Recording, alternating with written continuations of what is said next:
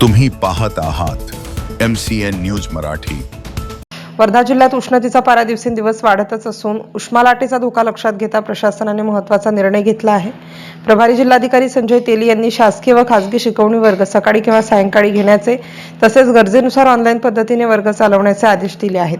विद्यार्थ्यांच्या आरोग्यावर कोणताही विपरीत परिणाम होऊ नये यासाठी हा निर्णय घेण्यात आला असून आदेश 31 मे पर्यंत लागू राहणार आहे।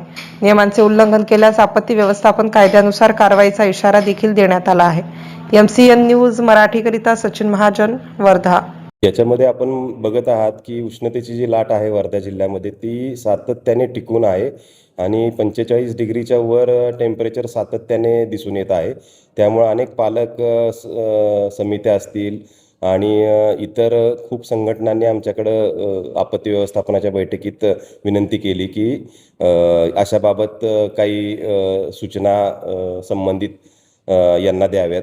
आता शाळा तर बंद आहेत आणि शासकीय विद्यालय देखील सकाळी जिल्हाधिकारी महोदयांच्या सूचनेनुसार 10:30 पूर्वी कामकाज सुरू आहे। मात्र ज्या का खाजगी ट्युशन्स आहेत, ज्या इंजिनिअरिंग मेडिकल कॉलेजेससाठी असतील, इतर स्पर्धा परीक्षांसाठी जे काही खाजगी क्लासेस आहेत त्यांच्याबाबत असे काही निर्देश नसल्यामुळं काही क्लासेस दुपारी देखील चालू असल्याचं आमच्या निदर्शनास आलं।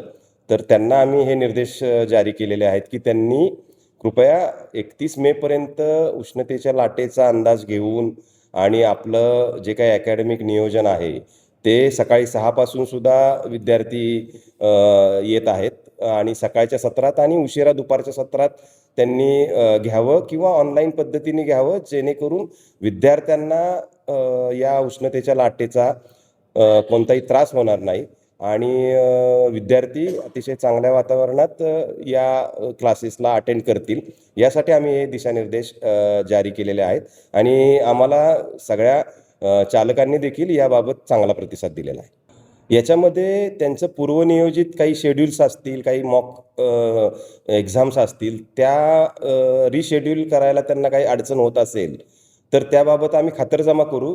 मात्र त्यांना ज्यांना शक्य आहे पण ते करत नाहीत त्याबाबत मात्र निश्चित आम्ही कारवाई करू। आपत्ती व्यवस्थापन अधिनियममध्ये दंडात्मक कारवाईचं प्रयोजन आहे। त्यानंतर परवान्याबाबत त्यांचे पुढील जे काही त्यांचे संबंधित विभाग प्रमुख आहेत त्यांना कारवाई करता पाठवण्याचे निर्देश आहेत।